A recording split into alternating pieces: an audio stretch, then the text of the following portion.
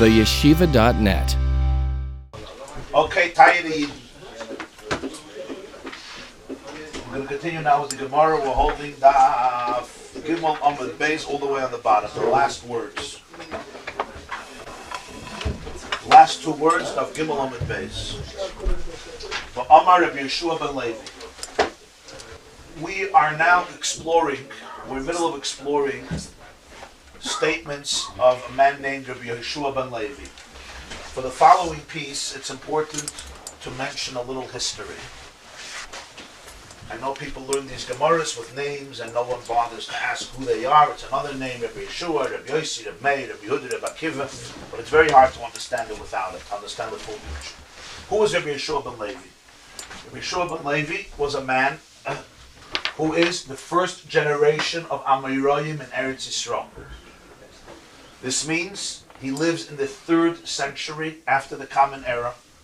This is around 150 years or 200 years after the Churban Beis HaMikdash.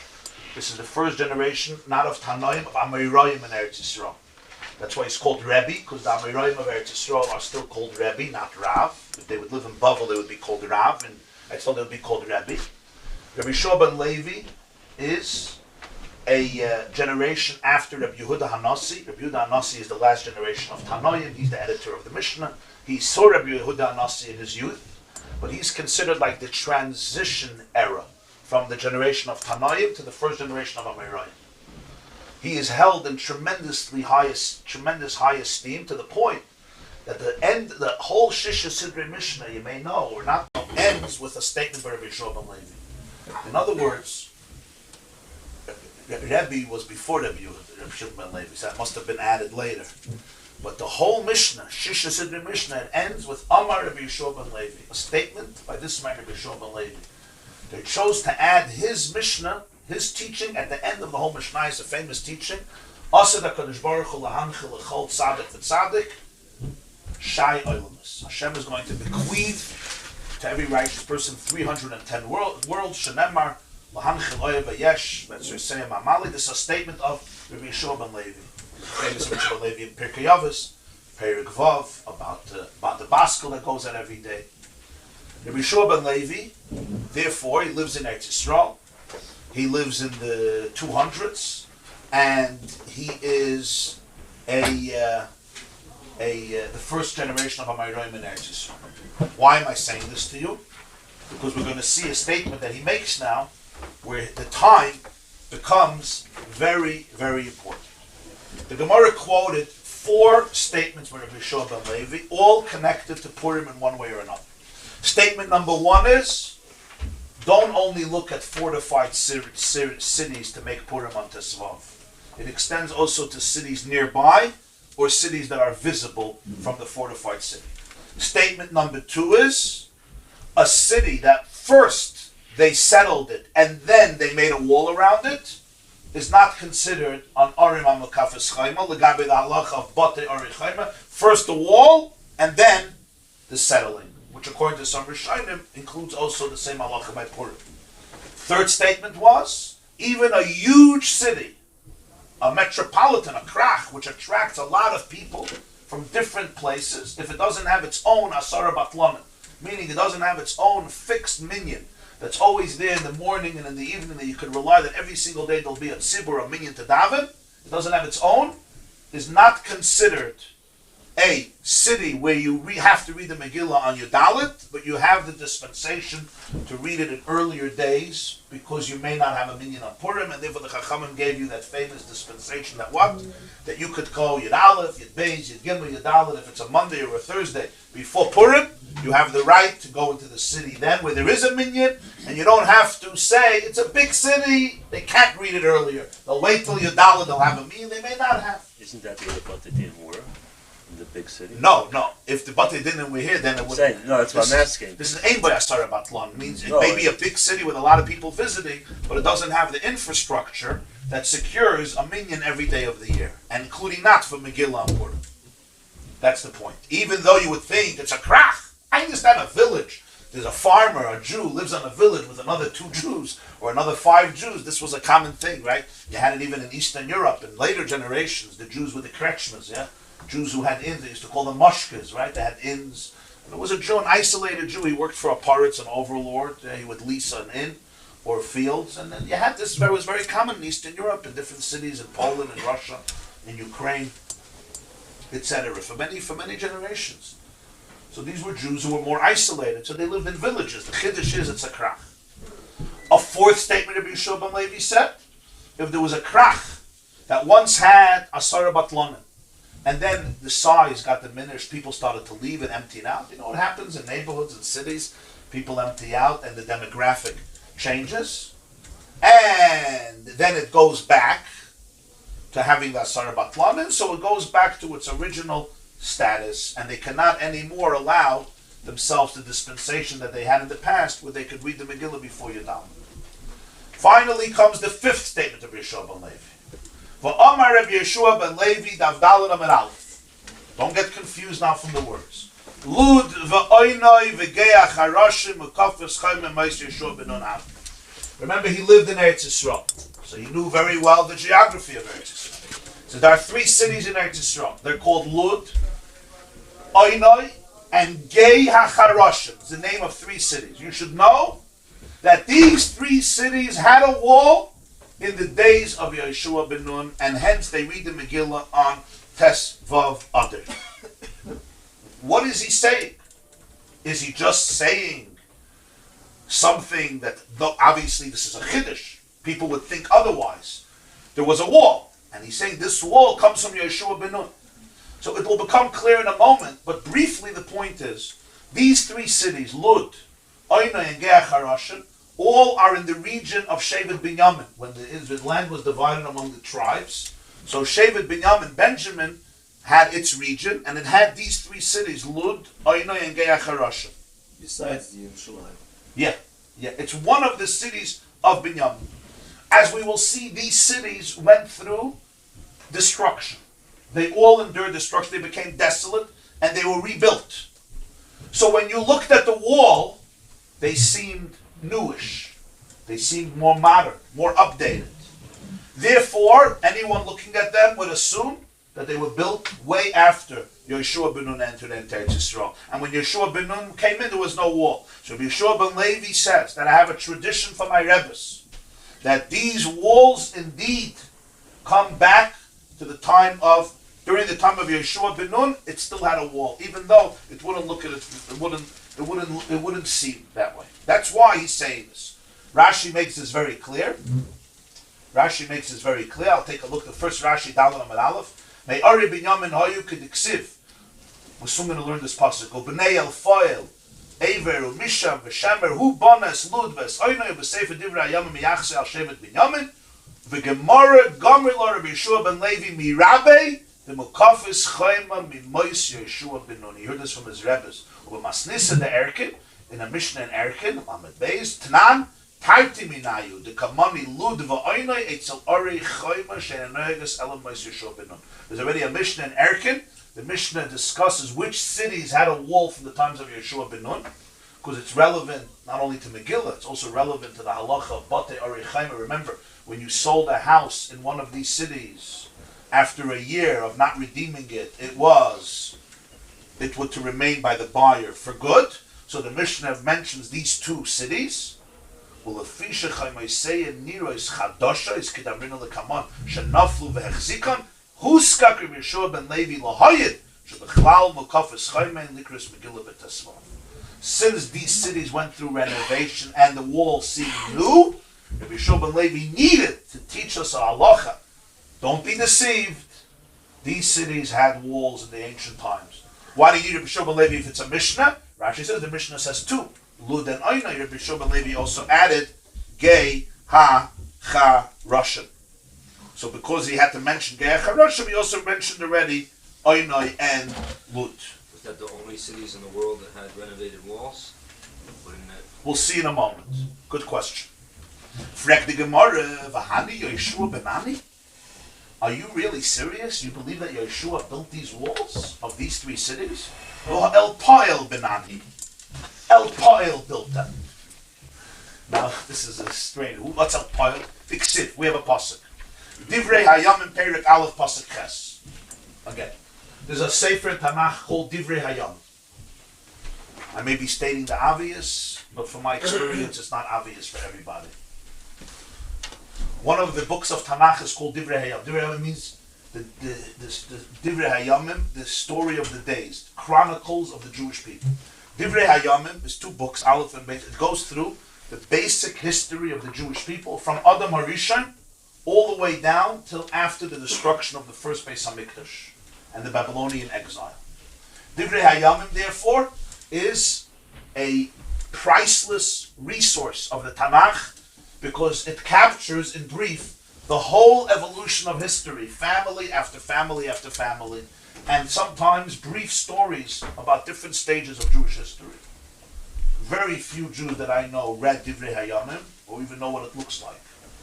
At best, it will be quoted in a pasuk. But as I always say, it's a good thing for Jews to learn the Bible. The Hebrew Bible is not a Christian book like many Jews assume, but the Hebrew Bible comes from Jews, Tanakh, and it's good for Jews to read Tanakh. This is a parenthesis, a commercial. On your night table with your other 12 books, it's good to read through Tanakh. It's a Jewish book. Okay. In Divrei Hayamim, Pei Aleph, Perek Ches. This is good. This is Divrei Hayamim Aleph, Perek Ches. It says, it speaks about the history of the tribe of Binyamin. All the way from Binyamin, the son of Yaakov, and it goes down generations. And this is what it says. Uvnei Elpal. The children of a man named Elpal, their names were Aver, Misha, Vashamed. I fixed it to Vashamed, even though it says Vashamer, based on what seems to be the correct version of the pasuk. So I know it says Vashamer, but many correct it to Vashamed. The children of Elpal were Aver, Misha. Who bones Oinai v'Slidnesei? He, Elpal, built Oinai and Lud and B'nesei are the suburbs around it. What do we see? Elpal built Oinai and Lud, not Yehoshua ben Nun. So there was no Chaim of Yehoshua ben Nun. If Elpal built Oinai and Lud, so the city was built by him. The wall was also built by him. So the wall was built by him. And when did Elpal live? He couldn't live in the time of Yehoshua ben Nun because when you look at the history of Divrei Hayamim, it's obvious that Elpal lived generations after Yehoshua ben Nun came into Eretz Yisrael. Big question. How could Rabbi Shimon Levi say this? It's a contradiction to a pasuk of Divrei Hayamim. Answers the Gemara, okay, Uletamech. Let's follow your logic. Elpal built all these cities, not Yehoshua ben Nun. So there was no Chaim. Okay, very good. Now let me ask a question. Asa banamhi. Another man built them, a man named Asa. The pasuk says, Divrei Hayamim Beis, Perek Yudalid. Vayiven, again, I'm going to read the pasuk the way it is in the text of the Tanakh. Vayiven Arei Mitzura b'Yehuda. Asa built fortified cities in Judea. Who was Asa? David HaMelech passes away. He's succeeded by his son Shlomo. Shlomo passes away. He's succeeded by his son Rechavam. That's when the kingship splits. Rechavam becomes the king in the south, and Yeravam becomes the king in the north. And conflict emerges between them. Rechavam passes away, and he's succeeded by his son Aviyah. Aviyah is a grandson of Shlomo HaMelech, a great-grandson of David. Aviyah dies, and he's succeeded by his son, whose name is Asa. Asa is the next one in the chain of the Judean king. The Tanakh testified that Asa was a good man, a righteous man. He removed a lot of the idolatry, and he experienced serenity. The first decade or more of his kingdom was very serene, and therefore he had time to build. And he used that time of menucha, of serenity, to build Arei Mitzura Yehuda. The pasuk ends, Ki shakta aretz ve'eni mai melchama b'shanim haele ki anei Hashem la. God gave him peace. Divrei Hayamim 2, chapter 14. Asa built the fortresses in Yehuda. So what's the question? The question is, as Rashi says, Asa, we see from the Psukim, built fortresses in Yehuda, and he also built fortified cities in Binyamin, because Asa was one of the Malchei Yehuda, and they were the ones who ruled also over Shevat, Binyamin. Yehuda and Binyamin were under the Judean kings. The other 10 tribes were under the northern kings. You understand what I'm saying? Yeah? There was a split. There was Malchus Yehuda, Malchus Yisrael. Malchus Yehuda only had 2 Shvatim under them, Yehuda and Binyamin. And they were in Yerushalayim. That was the capital, David's capital. Malchi Yisrael were in the north of Eretz Yisrael, and they had 10 tribes under them. Ultimately, they disappeared much before the 2 tribes that were exiled by Nebuchadnezzar. And ultimately, they assimilated, and we still don't know what happened to the majority of those 10 tribes of Jews. So Yehuda and Binyamin worked together. So when Asa built Ari Mitzurah Yehuda, he also built Ari Mitzurah in Binyamin.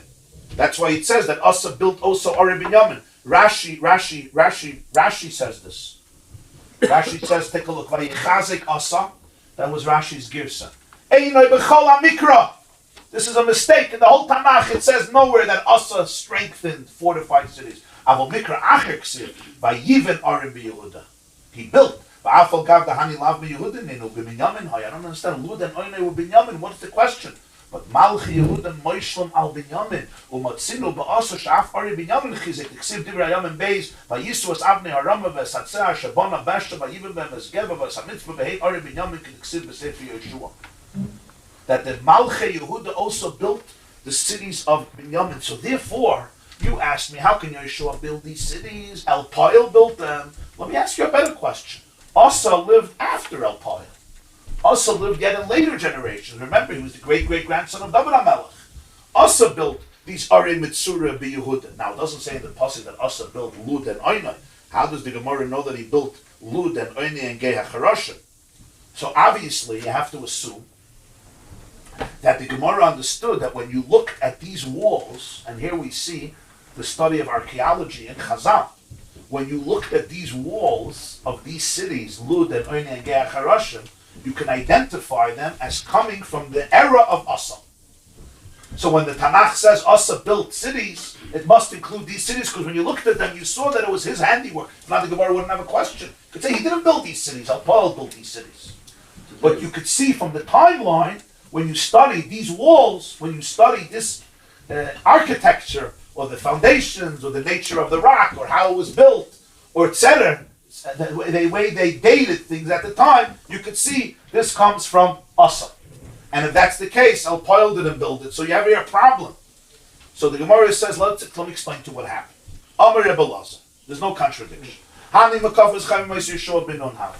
These 3 cities had a wall in the time of Yeshua. Charuv b'mei Pilegish b'Giva. But there was a story of Pilegish b'Giva, and that destroyed everything. What's the story of Pilegish b'Giva? This is one of the most horrifying and tragic stories in Jewish history. It comes in the book of Shevat, at the end of the book of Judges, chapters 19 through 21. The point of the story is, there's a man who has a Pilegish, he has a woman, a mistress, a concubine. She is in a fight with him. She runs home to her father, they separate, and he now tries to get her back.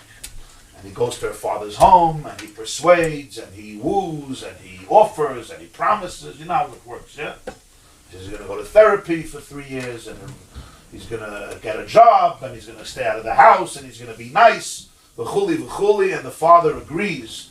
And she agrees, but the father doesn't want him to leave because it's dangerous. He wants him to stay over, but he wants to already get back home.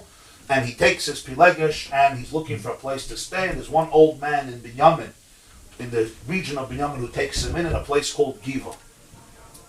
And here, there were apparently some high-level criminals who wanted to have homosexual relations with this man, Alevi, and instead they gave them the Pilegish, this woman, and they violated her terribly in the most heinous and promiscuous way, and in the morning she was found dead by the door.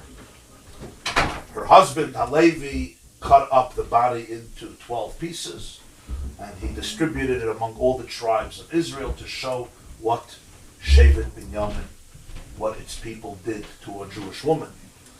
And the Jews demanded from Binyamin to give up the murderers. They should be brought to justice. They disagreed, and war broke out. This is one of the most serious civil wars in Jewish history, and tens of thousands of Jews were killed on both sides in 3 successive battles, until finally Binyamin was defeated, and much of Shevat Binyamin was wiped out, and its cities were destroyed. its cities were destroyed. They even made then a ban that nobody could marry Shevet Binyamin. And then they realized that there'll be a whole Shevet that will be obliterated because there won't be any reproductivity. And that's when they manipulated it and it changed. One of the reasons for the Yom Tov B'Av. But in any case, Peleg Lachamash is the concubine of the city of Giva. They destroyed all the cities of Binyamin, including Lud, Oinai, and Geacharash. V'asa El Poel Benani. El Poel was a man from Binyamin. He rebuilt them. Hadir Input. But then the cities fell again. Asa Shaptzinu. Asa came and he renovated it. And he fixed it up. And therefore, he rebuilt the walls. Dekanami, proof. This is proved. The Pasuk says about Asa in Divrei Hayamim, Beis Yudalit. Vayomer Yehuda Nivna Sarim Ha'ela. He told people of Yehuda, let's build these cities. What do you mean, let's build these cities? If you're building a new city, you're not building these cities. You're taking barren land and you're building a city. Let's build a city. Let's build these cities. Obviously, Asa was dealing with cities that were originally cities, but they needed renovation, and hence he rebuilt it. So, therefore, Shema Mina, this is good proof that Asa didn't create them, Asa rebuilt them. If that's the case, just like when Asa built them, it doesn't mean he was the first. When it says El Poel built them, it doesn't mean he was the first.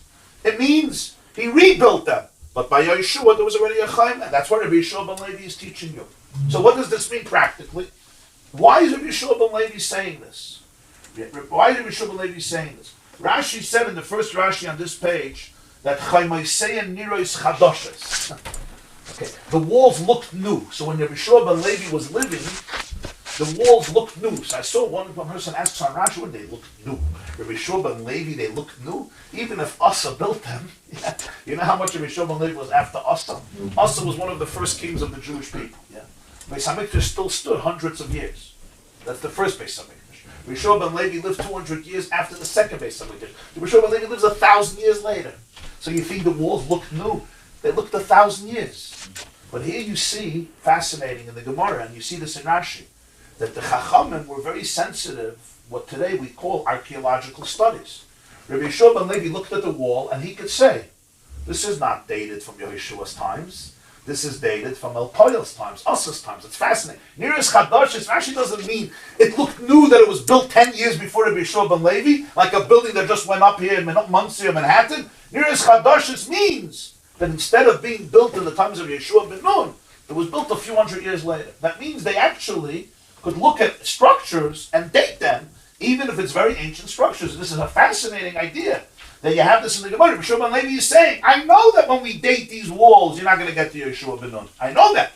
Well, let me just tell you, this is a later renovation. When Yeshua ben Nun came in, there were walls. It just got destroyed, and then it was rebuilt. It got destroyed, it was rebuilt. That's it. Fine. Number 6. Rabbi Yeshua ben Levi said, Nashim chayavas b'bikr Megillah. Women are obligated in reading the Megillah. Sha'af hein hayu ba'isei hanes. Because they too were part of the miracle. As Rashi says, Sha'af al hanashim gozar Haman la'ashmid la'arid v'la'abid minay v'azakat ha'benashim. Haman didn't exclude women. So if the women, Jewish people were saved, men were saved, women were saved, children were saved. Now, usually we would say women should be excluded because it's a mitzvah sasei shas mangram. The mitzvah of Purim is time-bound. It's only on Purim. It's not before Purim. It's not after Purim. And generally we have a principle that any mitzvah that's time-bound, women are not obligated in that mitzvah because of their deep responsibility to be able to create the future of the Jewish people and hold up the foundation of the Jewish people, which is the home, raising children, and the whole environment in the home. So they are exempt from most or many mitzvahs, as mangram, including tefillin, including shofar, including sukkah, including lulav, including sfiras ha'omer, including davening 3 times a day, and l'cha'ira, including Purim. Nonetheless, Rabbi Yeshua ben Levi says this is a chiddush that nashim are chayiv k'sha'af hein hayu ba'isei hanes, because they were also in this miracle. Yeah. Tosfos even brings from the Rashbam even more than this. Tosfos says, not just they were also in the miracle. The main nest, Purim Aydei Esther, B'Chanukah Aydei Yehudis, and Pesach, they weren't Parts of it, they were the cause of it. Purim was Esther, Chanukah Yehudis, and Pesach, it says it was the merit of the women that the Jews were liberated from Egypt. It's not just a spiritual thing, it's also a practical thing. Because who caused Amram to go back to Yocheved? They were separated. Miriam. And who gave birth to Moshe? Of course, Yocheved. And Yocheved put him in the basket. And Miriam protected him at the basket. And when Batya Bas Pari came to save him, she's the one who made the shidduch with his real mother. So besides everything else, there was these women who held up the people. Shifra and Pua, first acts of civil disobedience. They didn't listen to Parah. So Megillah Rashbam says, Pshat is, they made the miracle happen. So Ktois is V'kosha, the Lashon Sha'afein, Mashma She'ein Tvelis. L'pirusha Hoyle Leimar She'ein. L'kach Niril, Sha'afein Hoyle B'safik D'la'ashmet V'lared, V'chein B'pesach Sha'hoyle B'shabodis, L'pare D'Mitzrayim, V'chein B'chanek HaGzeira Hoysa Ma'oid Alein.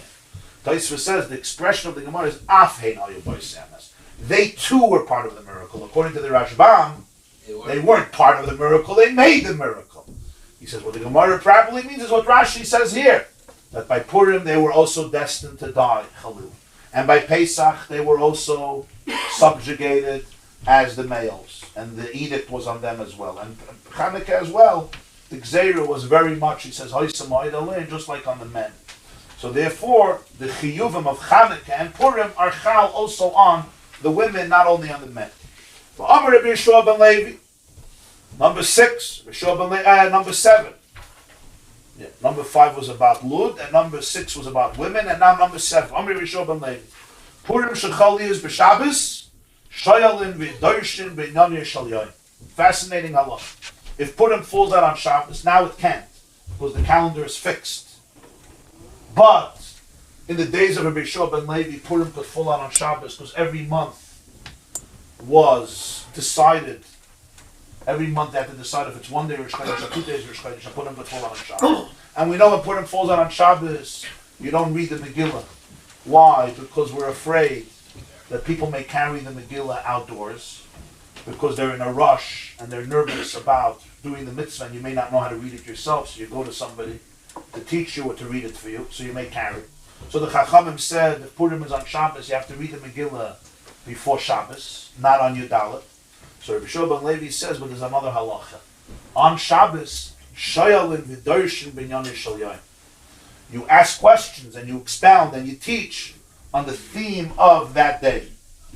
Rashi says, you have amidin turgaman lefnei achacham lidrish igeres purim barabim. You put a turgaman. Turgaman was a translator in front of the sage to ask questions and to expound on the letter of Purim publicly. So you don't read the Megillah, but you give a shiur, a lecture, a discussion with questions and explanations on the Megillah, even though they can't read the actual Megillah, but the sage must explain the Megillah and explore the story of Purim. Why? Because Purim is on Shabbos and you can't read the Megillah that day. If Purim is in the weekdays, take a look in Tosfos, very third to the last Tosfos. Purim Shecholi is b'Shabbos. After b'Shabbos, because you're not reading the Megillah because of Rabbi's decree. If Purim is in the weekday, you don't need a Chacham to start giving a shiur on the Megillah. You're reading the Megillah, that's the best publicity of the miracle. But on Shabbos, you don't have that. You're not reading the Megillah. So you do a substitute for it. What is it? You don't actually read the Megillah, taking out the scroll and read it, but you can give a discussion and a shiur in the inyanim of Purim and the inyanim of the Megillah. Frem the Gemara 1 second. My area Purim. Shobam Levi says if this is a chiddush on Purim when it's Shabbos. I feel a Yom Tov Nami. Every Yom Tov has the halacha. The Tanya we have a brayso. Moshe tikkun on these Rosh Yushalom B'Dershim Ben Yom Yishalayim. Hilchas Pesach B'Pesach. Hilchas Atzeres B'Atzeres. Hilchas Chag B'Chag. Moshe instituted for the Jewish people that every Yom Tov you should ask and expound on the theme of the day, the halachas of Pesach on Pesach, the halachas of Shavuos on Shavuos, Atzeres is Shavuos, and the halachas of Chag, the halachas of Sukkos on Sukkos.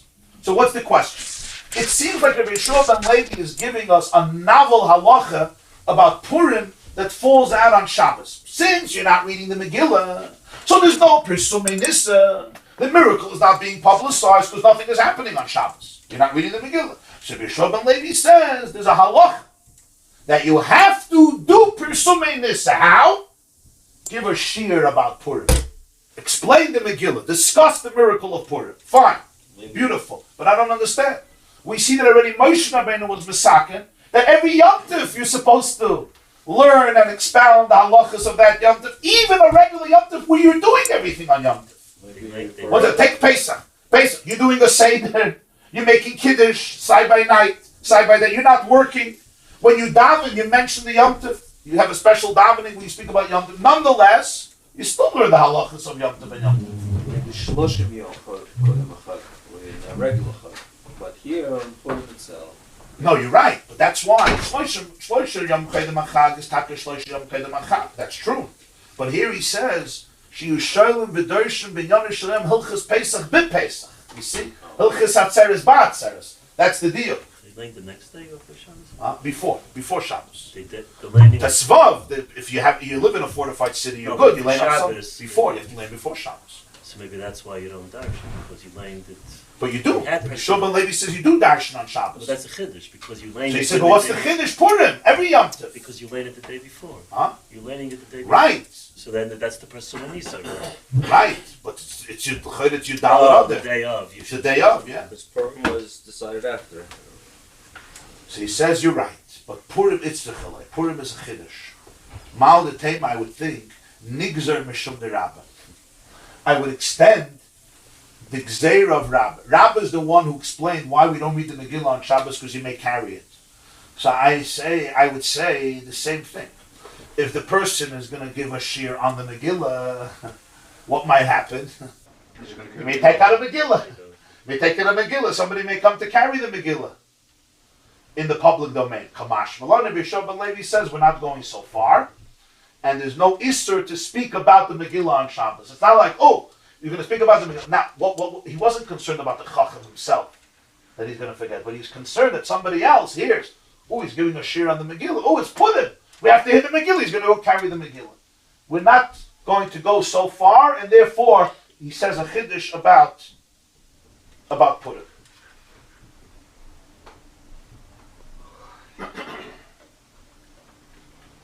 I saw somebody asked, we don't say, there's a klal by the Rabbanon, they made fences. They didn't make a fence to a fence. Gzeira l'gzeira lo yamrina. You make a fence, not two fences. So why would you think you'd make two fences? You're not allowed to read the Megillah because you may carry the Megillah, which is a fence, because most people are not going to carry the Megillah. You'll bring the Megillah before Shabbos and you won't carry the Megillah. But we're afraid somebody's going to carry the Megillah. Okay. But now we're making a fence to a fence, right? That you're not allowed to even speak about the Megillah. What would be the Havamina? But of course the Pshat is, it wouldn't be it would be all part of one Gzeira. In other words, the Chachamim might have said, Rabbi might have explained, that anything connecting with reading the Megillah inside or outside creates a problem. So he says, no, that's not the definition of the Gzeira. The definition of the Gzeira is limited to the reading of the Megillah. What happens if you have a walled city? Then you do it on Sunday. You can carry the Megillah? Rosh Hashanah, not public domain. But if there's a walled city, you can carry. Oh, okay. But they anyway don't have to read it on Shabbos. They don't have to read it on Shabbos. You mean if it's a Rosh Hashanah, you make an Erev Chatzeros. Rabbi Yishob Levi said, next statement, Chayav Adam Likris is a Megillah Ba'layla v'lishnoisa b'yom. A person is obligated to read the Megillah at night, the night of Purim, and then to repeat it by day. Shenemar, because the pasuk says in Tehillim chapter 22, Elohai ekra yomam v'loy sana v'layla v'loydu mili, which means, my God, I called out by day, and you didn't answer. And at night, I did not remain silent even for a moment. When somebody's prayers get answered, they become silent. Doim is the word silent, right? Doimim, vayidoim ara. But at night, I still did not remain silent because my prayers, I didn't feel that my prayers are answered. And actually, this kapitel in Tehillim, the Gemara tells us in Masechta Yoma Chavtes, was written about Esther. It begins, Lamnatseach al ayelas hashachar mizmar leDavid, Keli Keli, lama azaftani. This, traditionally, is actually a mizmar that's capturing the saga of Esther. When she was being sent to Achashverosh, and she knew she has to be with him physically, she said, Keli, Keli, lama azaftani. My God, why have you abandoned me? In middle of this mizmar, she says, Elikai, I called out by day and you didn't answer. At night, I did not remain silent. When Esther was coming to Achashverosh, she said this mizmar, this kapitel. So the Megillah Rabbi Yeshua ben Levi says, let's see in Rashi, L'shnoisa bayoim zecher l'nes shayu zoyakin b'meit zaros on yoim v'layla. In the time of their distress, they cried by day and by night. So therefore, we read the Megillah by day and by night. Ekra, Rashi, b'mizbul ha'matzeich ha'leil sashacha hu shenemar al Esther g'namiru b'sech t'yuma lama nimshul Esther kayel sashacha. Savu mina, the Bnei HaYeshiva thought l'mikriya b'layla or l'misna mas listen to Dabi Yamama. When they heard the Yeshua ben Levi and they said it over, you know what they thought he meant? Read the Megillah at night and then learn Mishnayos, Masechta Megillah by day. Because he said, Likrei bayoim v'lishnoisa b'layla. So they understood, by night you should read the Megillah, and by day you should learn the Mishnayos of the Megillah. Lishnoisa, you should learn her, you should learn the Mishnayos connected to Megillah. It means Mishnayos, Masechta Megillah, that's what you should learn. Same mistake. Huh? I made the same You made the same mistake mistake. when they read, yeah. Okay. Nice, that's Okay, very good. You're in good company. You're in good company. Fascinating. They understood that there's no reading of the Megillah by day, only by night. By day, if you could learn Mishnayos, you learn Mishnayos. And the Turei Yeva and the Shagasari and the Sfasema say, there's different Mishnahs that speak about reading the Megillah by day, and if they knew about Mishnayos, because by Rabbi Yeshua ben Levi's student they already had Mishnayos. I told you he was after Rabbi Yehuda Anasi. He saw Rabbi Yehuda Anasi as a youngster. So the Mishnayos were already. In the Mishnayos it says you read the Megillah by day. So the Turei Yeva says, but they thought maybe that's for people who can't learn Mishnayos. Amiratzim, who can't learn Mishnayos, they have to read the Megillah by day.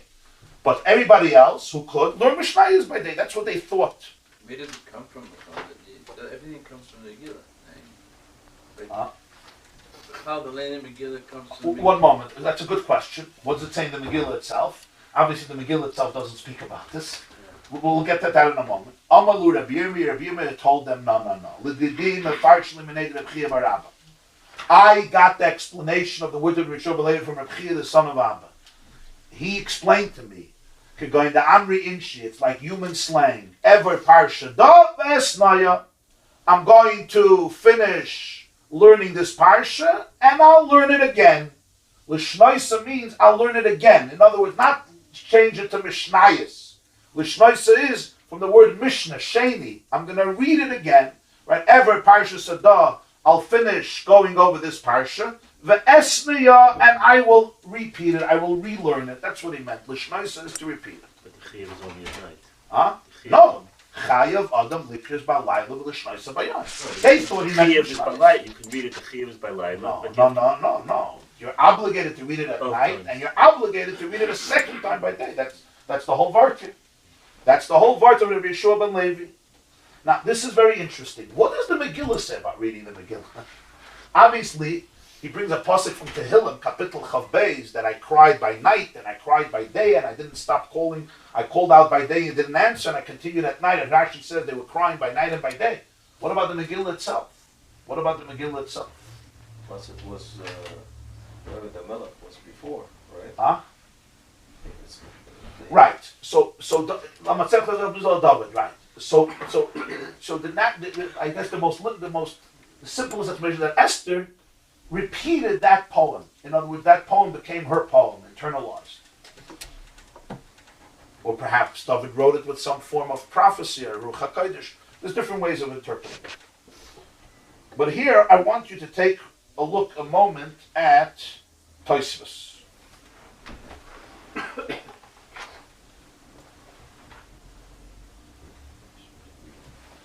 Chayav Adam, you see, Chayav Adam Liknas is Megillah, Balayla, V'Lishnoisa Bayam. You see, the last Tosfos on the page.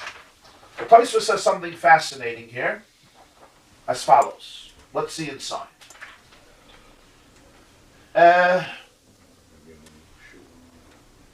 Oimeri, Rabbeinu Yitzchak says, the Afal gav the Mavarach Zman Balayla, Choyzer Mavarach Oise Bayad.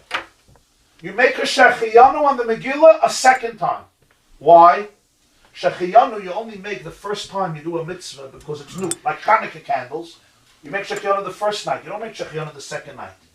Says Tosfos by Megillah, you make Shechiyanu by day also when you read the Megillah. You do 3 brachas. Mikra Megillah, Shas and Shechiyanu. Why? The Iker Persumi Nisav B'Kriyah Diyamama. Because the main publicity of the miracle is by day. So the night is not the main Persumi Nisa. And Tosfos brings proof.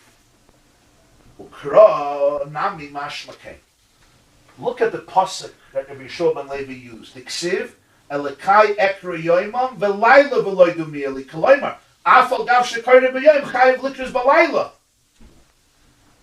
The Iker have a biyamama kiven sheskira kosav tchila.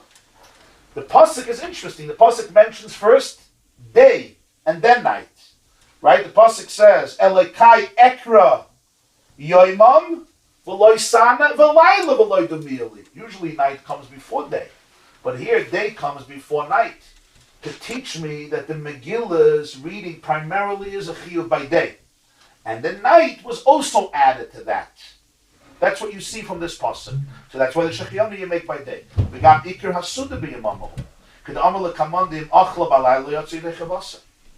If you eat the Suda's Purim at night, you don't fulfill the obligation. You have to eat the Suda by day. The Gemara is going to explain. It says Yemei Mishta v'Simcha. The Mishta v'Simcha has to be by day. V'hachinami mashma.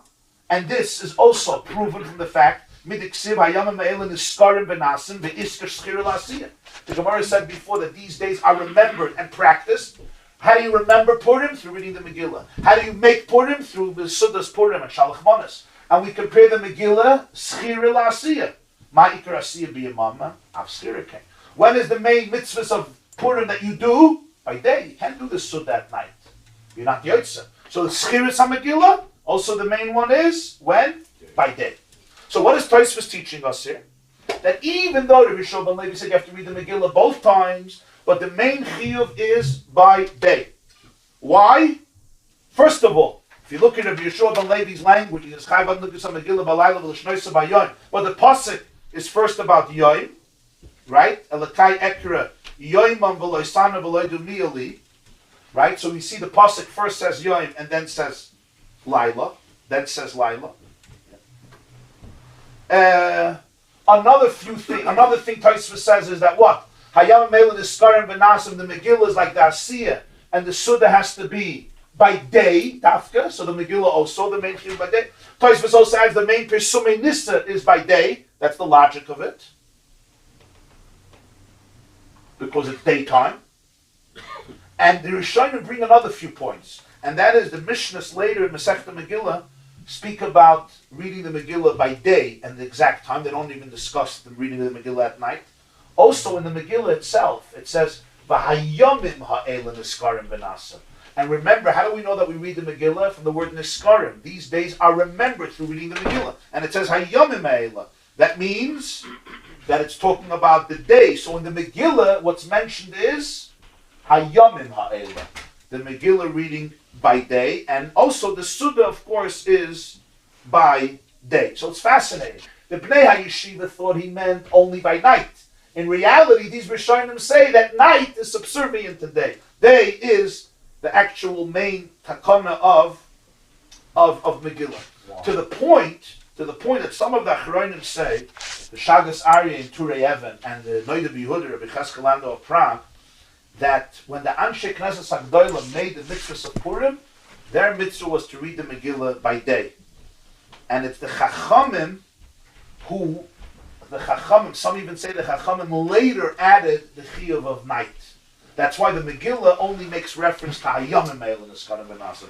Ad Kedei Kach, which would be a really big Chiddush, that night may have been a later addition, and it's not essential as the first takana that they made for Purim.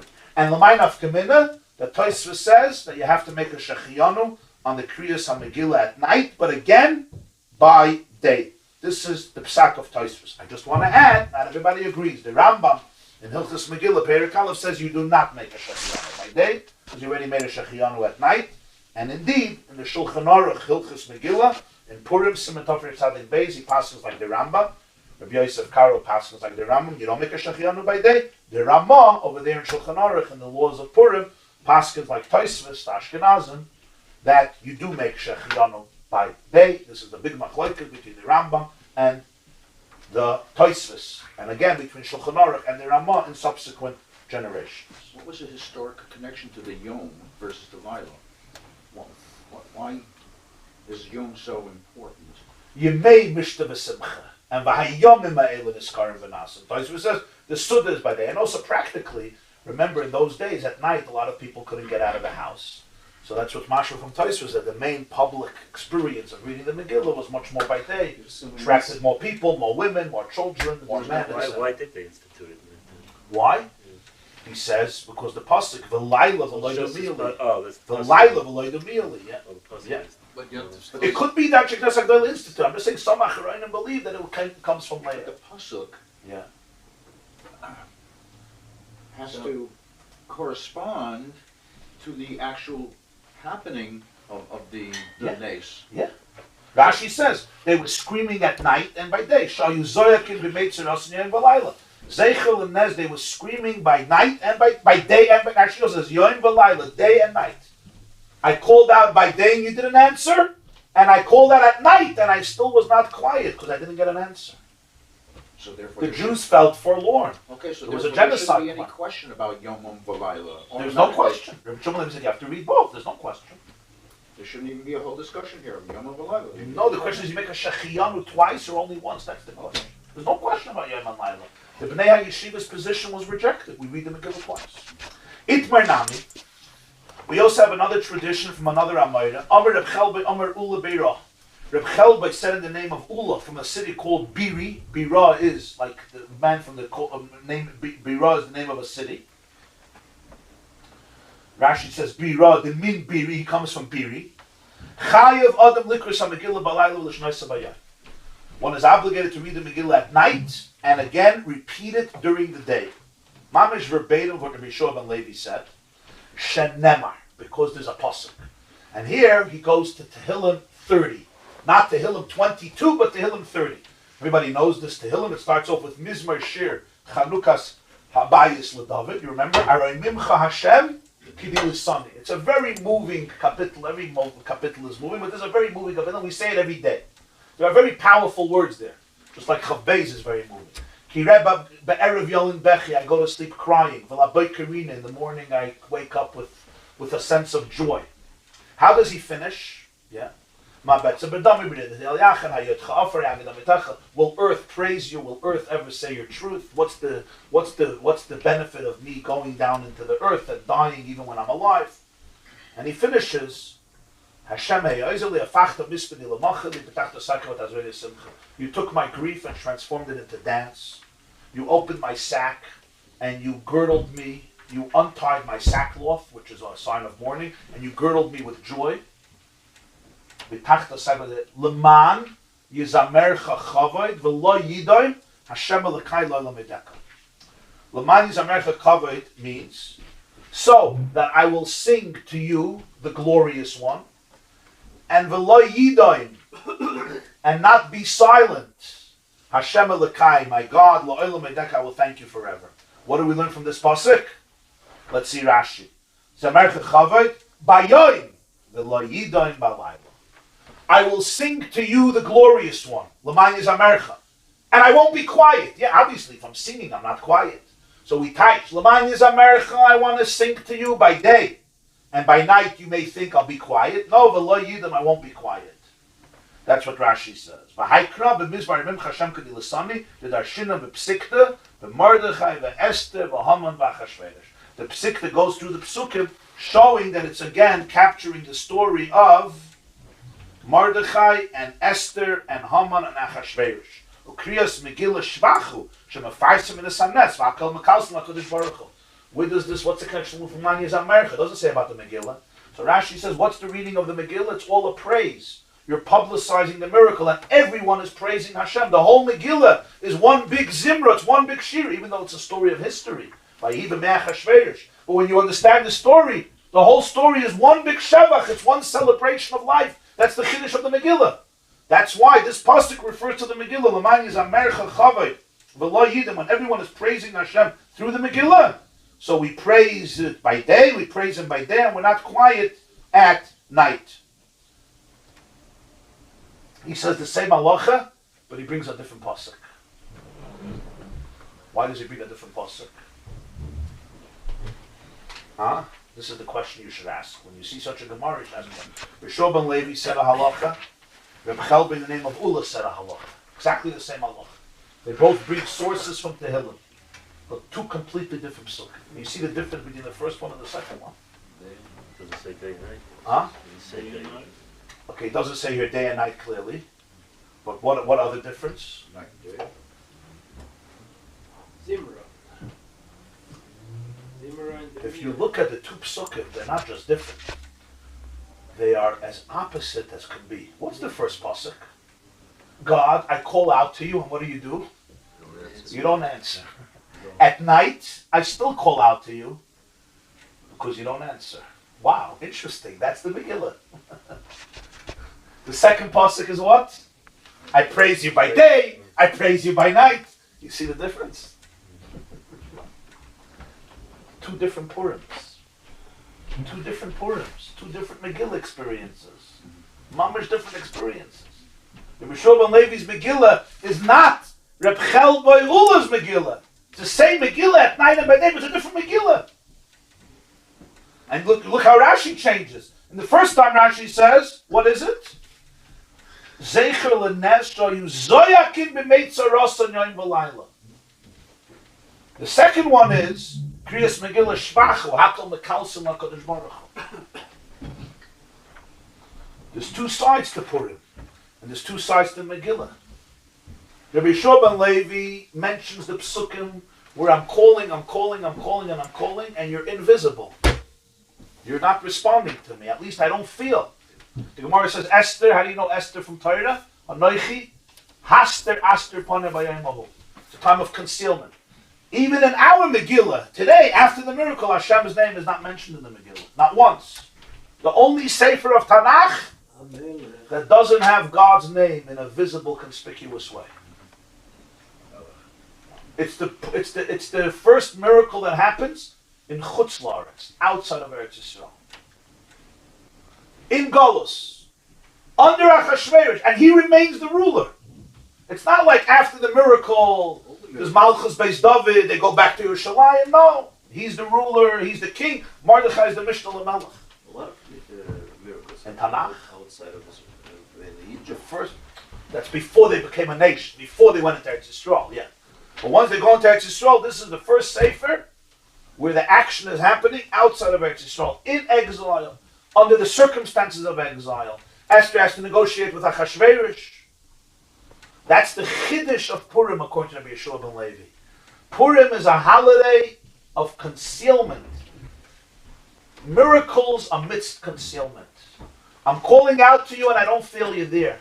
At night, by day, I scream, I don't feel you there. And you see in Rashi says, Zecher l'nes, shall you zerk and make tzarasan yom ha'malayla. Is it the screaming or is it the miracle? different perspectives. It's the nest that comes from the Zaika Yom HaMalayla. That's one Purim. That's Rabbi Yeshua ben Levi's Purim. It's one side of Purim. The other side of Purim is they didn't stop singing, they didn't stop dancing, they didn't stop celebrating. So Rabbi Yeshua ben Levi points out what's the Megillah by night and by day. It represents the Zaka, the outcry, the struggle, the reaching out. They didn't stop though. They didn't stop. They knew even if they're not hearing a response, God is present. That itself is a miracle. And Yom HaMalayla, they didn't stop. They didn't give up. They didn't stop. At some point, if Tati and Mami are not answering, you stop crying. No, they didn't stop. Because they knew Anoichi Hasta Aster. What do they sing? Afilu b'toich hastara, yeah? Afilu b'toich hastara. That's Rabbi Shua ben Levi's Megillah.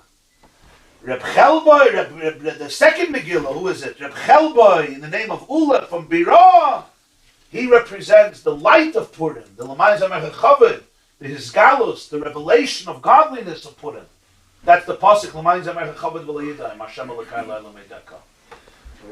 And one comes after the other. Both are true. There's moments in life where you don't stop screaming, you don't stop fighting for your liberation, physical, spiritual, psychological, and that itself is a unique miracle. There's a word from the Pinchas Koritzer. He said that the whole Cheskes Habatim of Basra, the whole Peleg about Chazaka, right? What's Chazaka? Chazaka is if you're living in a house for 3 years, even if you have no deed, you have no contract, right? You could say that you're the buyer, there's no deed, you say, where were you 3 years? 3 years you had a chance to make a macha. You say, I traveled to America, I went to New Zealand. 3 years, Chavre, Isla, you should have made a macha. If you didn't even make a protest, it means you're not the balabos. Huh? Yeah. It means, yeah, it's not yours. So Pinchas Koritzer said that in Avodas Hashem, sometimes the Yetzer Hara captures you. Takes you over, you have an addiction, you have other things. Takes you over. It's called a squatter. You know what a squatter is? He moves into your house, right? It's a $2 million house, and he's there. Now take him to court for 20, good luck in New York, 25 years in court. He's still a squatter, and you're paying the mortgage. Squatter. The Yetzer Hara becomes a squatter. Mainly, he says, that doesn't bother me. Well, why didn't you make a macha? Shrai, make a macha! You make a macha, it means you're the balabos. You may not be able to chase him out. About macha! Shrai, scream, a macha! Why aren't you screaming? That's the problem. Make a protest! You're not in protesting. You're not protesting. This means he's not the balabos. So that's one madrega in life. And then there's a man there's the celebration of the miracles of life. And both are miracles of the human experience. The Yid once came to the Tzemach Tzedek and he said, he was crying, he says, I have sveikes in emunah. I have doubts in faith. I have doubts in God's existence. So the Tzemach Tzedek said, Nu is was? So what? He says, was heißt Rebbe? I have sveikes in emunah. I'm not sure.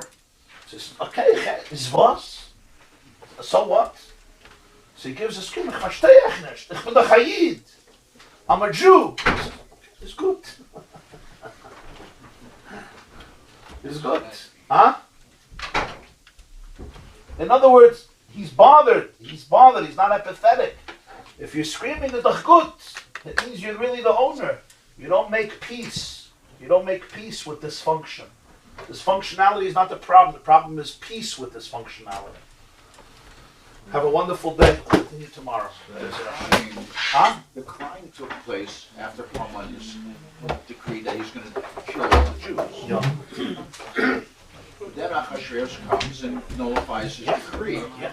So what was the By Yizak Za'aka G'daylo Mara. what was the timeline of the crying versus the Achashverosh decree to nullify him? Just a few days. Before the actual day of Purim. Yeah, a year before. A year before. A year before. So then why is You Purim? understood, Rebbe Fall? So why is Purim Huh? why do we take Purim the day that we Thank you take very Purim? much. In other words, why is Purim on the Pashut. The decree came out, Yud Gimel Nissen. Yud Gimel Nissen came out the decree that in 12 months, Jews should be killed. Okay? Esther told Mordechai, gather the Jews for 3 days and fast. I'm going to go into Achashverosh. They fasted on Pesach. They fasted Erev Pesach and the first 2 days of Pesach. Or Yud Gimel Yud to swell. But they fasted on Pesach. There was no Seder that year. They were fasting. They screamed at night and they screamed at day. They didn't even eat for 3 days and 3 nights. 3 days and 3 nights. That's what it says. Shloishus yomim laila v'liyom gam ani v'naroi seyotzim came. Leich knoisus kol hayudim. They were screaming. They made a macha. There was no seder. So what happened on the day of Purim that we Then celebrate? Esther goes in. after 3 days, right? She gets Haman hanged, and afterwards she goes back in and she pleads and convinces the king to give Jews permission to fight back. That's going to be in 11 months. For that year, there was trepidation. Nobody knew what's going to happen. They had permission from the king. He sent out letters on Chav Gimel Sivan that the Jews can fight back. But it was a whole year, 11 months of trepidation. But those 11 months were very powerful because Mordechai became the prime minister. And Esther, everybody knew who Esther was. And the glory of the Jewish people was elevated, and the king became a great supporter of the Jewish people. So the climate in the Persian Empire changed. But it was still a very difficult year. Because on Yud Gimel Adar, they knew everyone has a right to kill Jews. And then Yud Gimel Adar, Jews fought back. Amalek was destroyed. Haman was already killed Pesach. But there was still his clan all over. Yeah, there were plenty of Amalekites. He was killed, his sons were killed, but his sons were only killed 11 months later. People don't realize, they think Purim, it's two separate stories, Purim. There's the story that happened Nisan when the decree came out. The feast and the party and Esther and Haman and the horse and riding Mordechai and all that, and Mordechai not sleeping, and the fasting 3 days. That was a year, almost a year. That was 11 months before. And then in Adar was the actual war where the Jews fought back. And the day of Purim was the And the day of Purim was the day they rested in the rest of the Persian Empire. And Tesvav is when they rested in Shushan. the conclusion. And that was the conclusion. The simcha after the whole So fight. they didn't make the celebration until after that because Haman's death didn't cancel the edict. So how is the relevance of crying Yom Laila connected? I mean, they must have been not just one day Yom Laila. That's fascinating.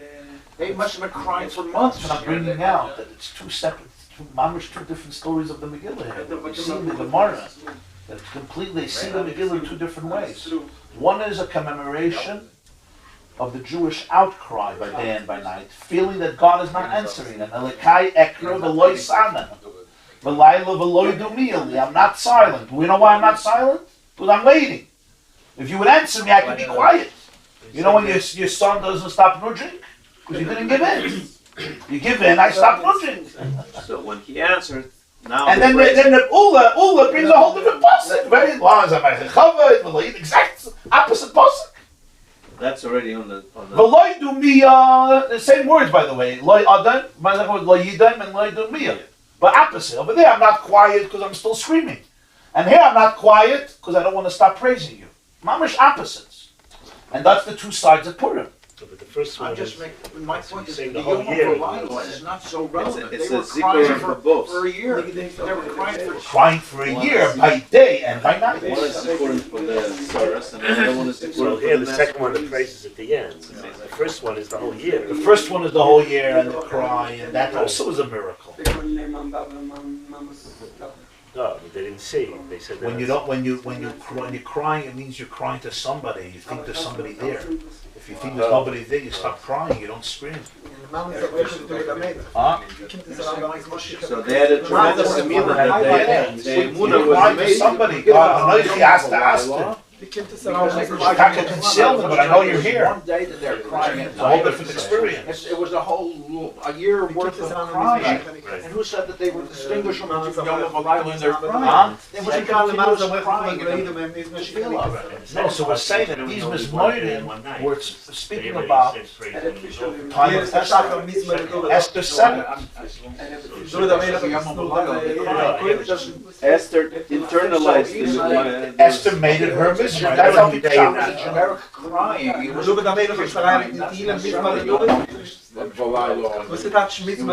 was a non-stop crying. No, it's a Mizmor of David HaMelech. It could be that David did it with a nevuah for the future.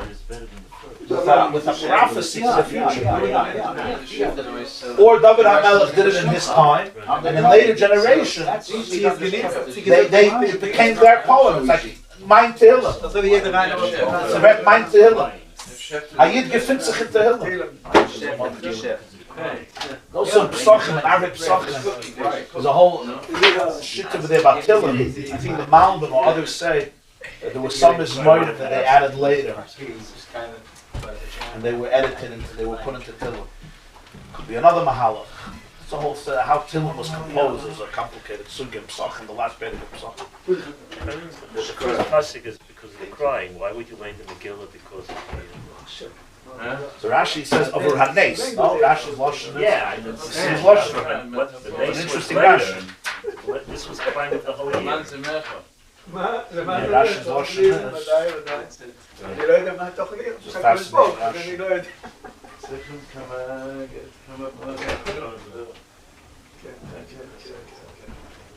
Zecher leneis shall you zoyek b'meitzaras and yom b'lamed.